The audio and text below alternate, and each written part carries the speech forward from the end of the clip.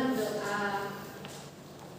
Mari kita berdoa dalam nama Bapa dan Putra dan Roh Kudus. Amin. Oke. Sebelumnya Ibu ngabsen dulu ya yang tidak hadir hari ini ya. Ya Bu. Oke. Justinus sakit Bu. Oke. Brigita. Oke.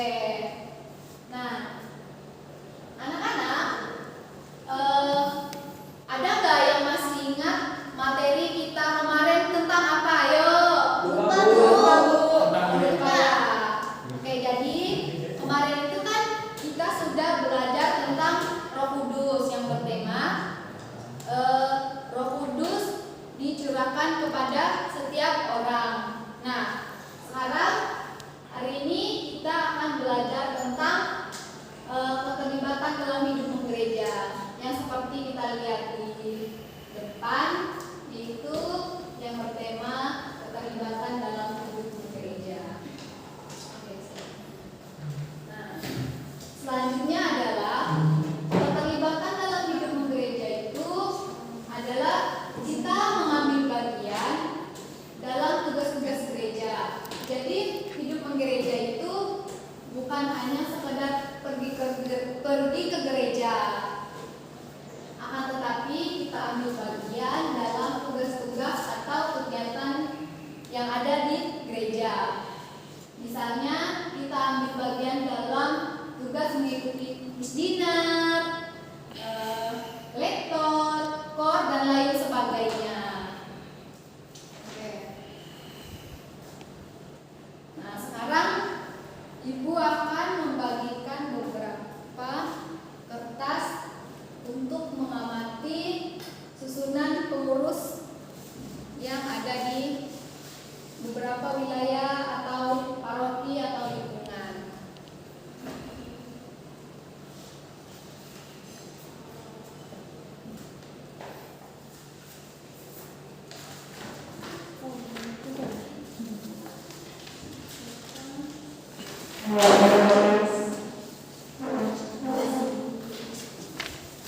Silakan dibagi.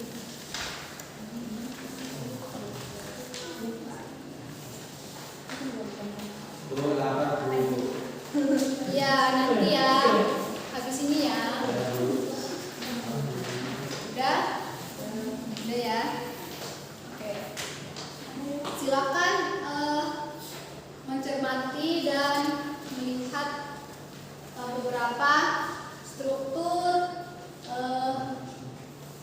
susunan pengurus dan kegiatan di suatu wilayah atau paroki.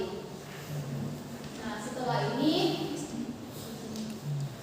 kita akan membahasnya bersama-sama. Silakan teman-teman berdiskusi dengan teman di sampingnya untuk menjawab beberapa pertanyaan tersebut. Jadi kegiatan-kegiatannya itu bisa dilihat dari susunan kepengurusan yang Ibu bagi tadi.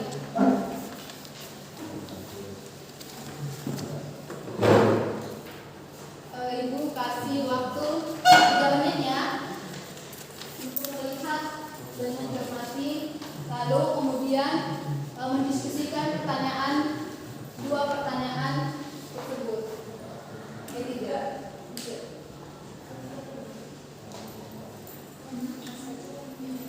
Yang pertama itu anak-anak melihat kembali apa aja kegiatan yang dilakukan di instansi atau paroki anak-anak masing-masing. Nah, kemudian mengapa kegiatan ini dilakukan? Terus siapa saja yang terlibat dalam kegiatan tersebut?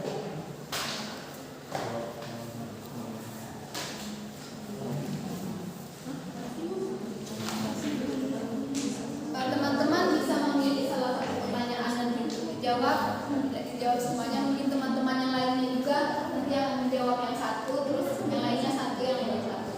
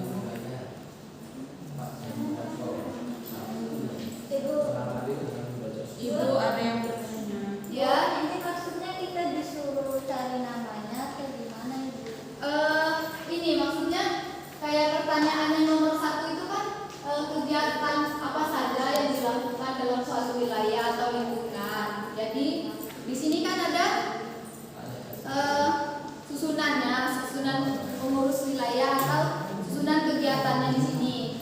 Ya kayak ada prodiakon, lektor, kor. Nah prodiakon itu kan untuk kaum hierarki. Nah kalau untuk kaum awam kita bisa mengambil bagian dari wakil ketua, maksudnya ketua itu adalah ketua dari pengurus stasi. Nah terus kan itu ada wakilnya, ada sekretarisnya. Nah terus ada tim kerjanya. Di bagian liturgi itu ada prodiakon, ada lektor, koor, putra putri altar, misdinar, terus ada prameta. Jadi memilih salah satu kegiatan di situ.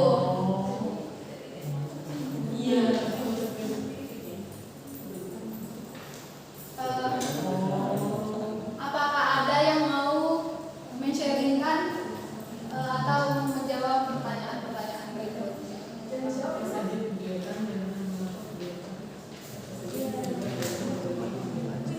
Ya, silakan.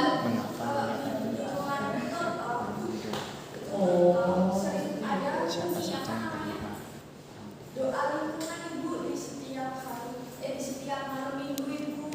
Oh ya, ada doa lingkungan. Malam minggu sama. Malam minggu ini kan sama. Malam minggu 2 kali. Ya. Siapa lagi? Bu, saya. Oh ya. Bu, saya Bu. Ya, bakat. Jadi saya mau menjawab. Jadi nomor 1 sama 3 itu ini Bu, apa namanya sama kayak. Jadi berkaitan gitu. Ya. Apa ada kegiatan di wilayah sama lingkungan saya tuh sering ada arisan Bu. Ya. Nah, saya sering bantu ini apa namanya yang ngoplosin Bu. Siapa yang dapat arisan gitu. Nah, yang ikut kegiatan itu banyak Bu semuanya. Jadi Bapak itu banyak banget. Oke. Mungkin ada lagi? Oke. Jadi setelah tadi kita berbincang bersama, mencermati bersama dan berdiskusi bersama. Jadi kegiatan yang ada di lingkungan atau di stasi atau di paroki itu ada banyak. Ada peribadatan atau doa, terus pewartaan, terus persekutuan dan pelayanan.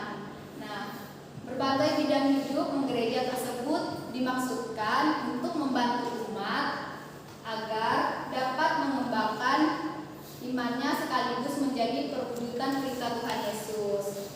Dengan doa, umat dipersatukan dengan Tuhan Yesus dan sesama. Dengan pewartaan iman, umat dibangun dan kebangkitan Tuhan diwartakan kepada semua orang. Dengan pelayanan cinta kasih Tuhan kepada seluruh umat manusia dan seluruh ciptaan diwujudkan. Yaitu ya tadi seperti yang dikatakan Rena, di tempatnya setiap malam minggu ada doa. Terus sekarang kita akan lanjut dengan bacaan kitab suci. Di sini ada 2 bacaan kitab suci. Mungkin yang pertama akan dibacakan oleh yang perempuan. Terus yang kedua nanti dibacakan laki-laki yang bacakan. Karena ada 2 bacaan. Silakan dibacakan bersama-sama.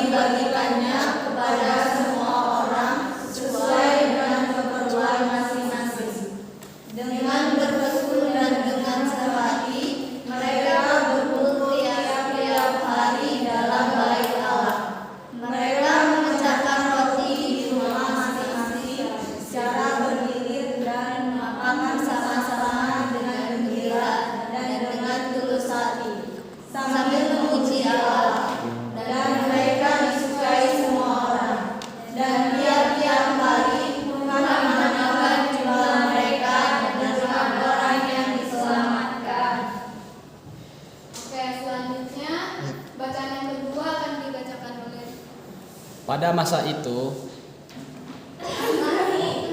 Sabar. 1, 2, 3. Pada masa itu, ketika jumlah murid makin bertambah, timbullah seru-seru di antara orang Yahudi yang berbahasa Yunani terhadap orang-orang Ibrani, karena pembagian kepada janda-janda mereka diabaikan dalam pelayanan sehari-hari. Berhubung dengan itu, ke-12 rasul itu memanggil semua murid berkumpul dan berkata, "Kami tidak merasa puas karena kami melalaikan firman Allah untuk melayani gereja. Karena itu, saudara-saudara, pilihlah 7 orang dari antaramu yang terkenal baik dan yang penuh roh dan hikmat, supaya kami mengangkat mereka untuk tugas itu, dan supaya kami sendiri dapat memusatkan pikiran dalam doa dan pelayanan firman. Usul itu diterima baik oleh seluruh jemaat. Lalu mereka memilih Stefanus, seorang yang penuh iman dan Roh Kudus, dan Filipus, Prokhorus, Nikanor, Timon, Parmenas, dan Nikolaus, seorang penganut agama Yahudi dari Antioquia. Mereka itu diadakan kepada rasul-rasul. Lalu rasul-rasul itu pun berdoa dan meletakkan tangan di atas mereka. Firman Allah makin tersebar dan jumlah murid di Yerusalem makin bertambah. Juga jumlah besar imam yang menyerahkan diri dan percaya. Ya. Oke, setelah tadi kita bersama-sama membaca dua bacaan dari kitab suci. Nah, sekarang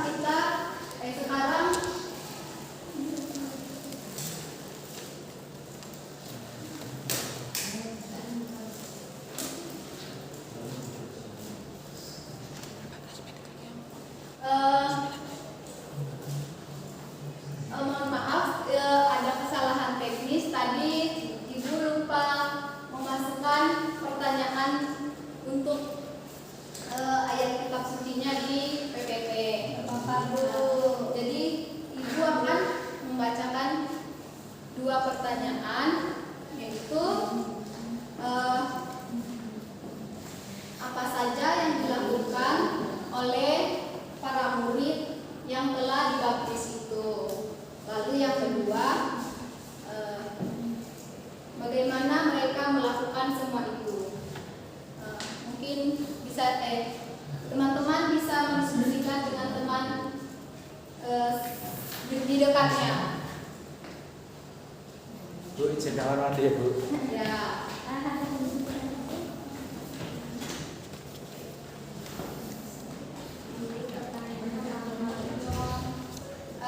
Pertanyaan yang pertama, apa yang telah dilakukan oleh para murid Yesus yang telah dibaptis itu? Kemudian yang kedua, mengapa mereka melakukan semua itu?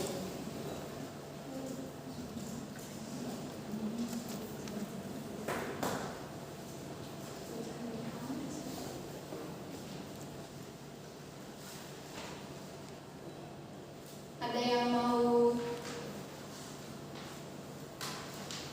menjawab?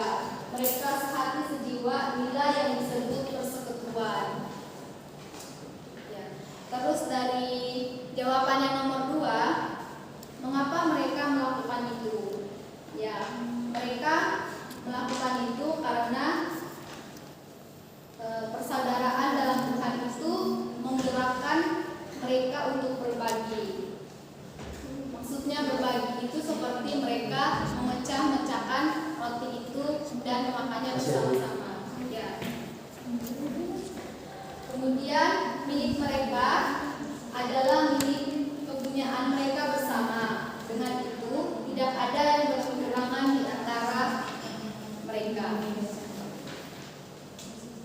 Nah, sekarang setelah tadi kita telah membaca bersama-sama dua bacaan,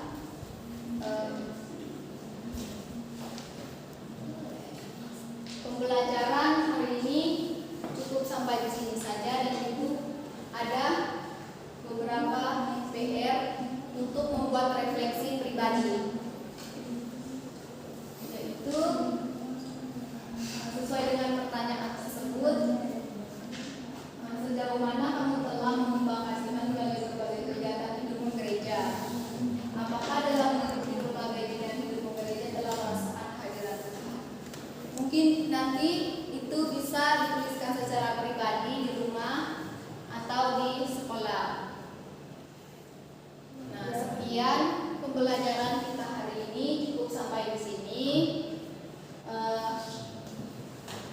Sebelumnya kita tadi sudah mengawali pembelajaran kita dengan berdoa. Sekarang kita akan tutup dengan berdoa.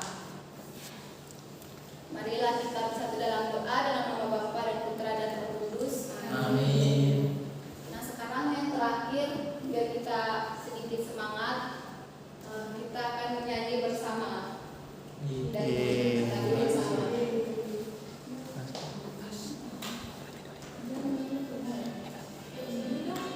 Mungkin teman-teman bisa berdiri. Ada yang pertama.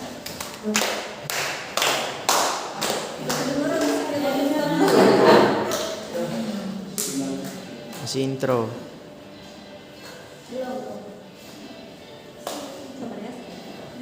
Jangan lelah bekerja di ladangnya Tuhan. Roh Kudus yang memberi kekuatan, yang mengajar dan menopang. Bersama Tuhan yang selalu mencukupkan atas segalanya. Katakan tanpa bergelombang, timbulah damai yang berubah. Menjadi berlaku di atas kesedihan, tempatkan tanah bergelombang, timbulah damai yang berubah. Menjadi siap berlaku di atas kesedihan.